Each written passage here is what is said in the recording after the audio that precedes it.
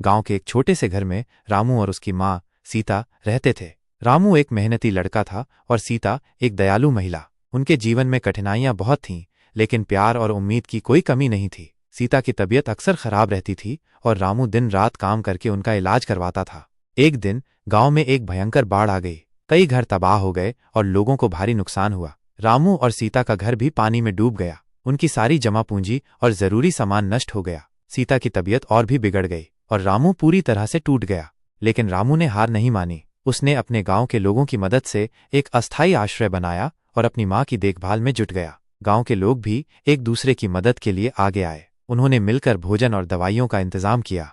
एक रात जब रामू अपनी मां के पास बैठा था तो उसने देखा कि उनकी आंखों में आंसू हैं। रामू ने पूछा, मां क्या हुआ? सीता ने कमजोर आवाज में कहा, बेटा मुझे डर लग रहा है। मुझे लगता है कि मैं अब ज्यादा दिन नहीं जी पाऊंगी। रामू ने अपनी मां का हाथ पकड़कर कहा, नहीं मां, आप ऐसा मत कहिए। आप जल्दी ठीक हो जाएंगी। हम फिर से अपना घर बनाएंगे और सब कुछ पहले जैसा हो जाएगा। अगले दिन गांव में एक डॉक्टर आया। उसने सीता की जांच की और कहा कि उन्हें एक विशेष दवा की जरूरत है जो शहर में मिलती है। रामू बिना देर किए शहर की ओर निकल पड़ा। शहर पहुंचकर रामू ने कई दुकानों पर दवा की तलाश की, लेकिन वह बहुत महंगी थी। रामू के पास इतने पैसे नहीं थे। वो निराश होकर एक पार्क में बैठ गया। तभी उसकी नज़र एक बूढ़े आदमी पर पड़ी जो बेंच पर बैठा रो रहा था। रामू ने उससे पूछा, बाबा क्या हुआ? बूढ़े आदमी ने कहा, मेरा पोता बीमार है और मुझे उसके इलाज के लिए पैसे चाहिए। रामू ने अपनी जेब में देखे। उसके पास बहुत कम पैसे थे, लेकिन उसने वो सारे पैसे बूढ़े आदमी को दे दिए। बूढ़ा आदमी हैरान रह गया।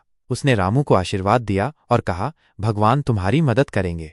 रामू खाली हाथ घर लौट आया। उसने अपनी माँ को सारी बात बताई। सीता ने कहा, बेटा तुमने बहुत अच्छा काम किया। भगवान तुम्हारी मदद जरूर करेंगे। अगली सुबह गांव में एक सरकारी अधिकारी आया। उसने बाढ़ पीड़ितों के लिए राहत सामग्री और वित्तीय सहायता प्रदान की। रामू को भी उसकी मां के इलाज के लिए पर्याप्त पैसे मिले।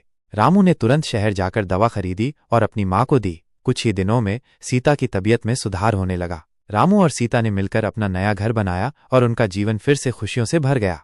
इस कहानी से हमें ये सीख मिलती है कि मुश्किल समय में भी हमें उम्मीद नहीं छोड़नी चाहिए और दूसरों की मदद करनी चाहिए, क्योंकि जब हम दूसरों की मदद करते हैं तो भगवान हमारी मदद जरूर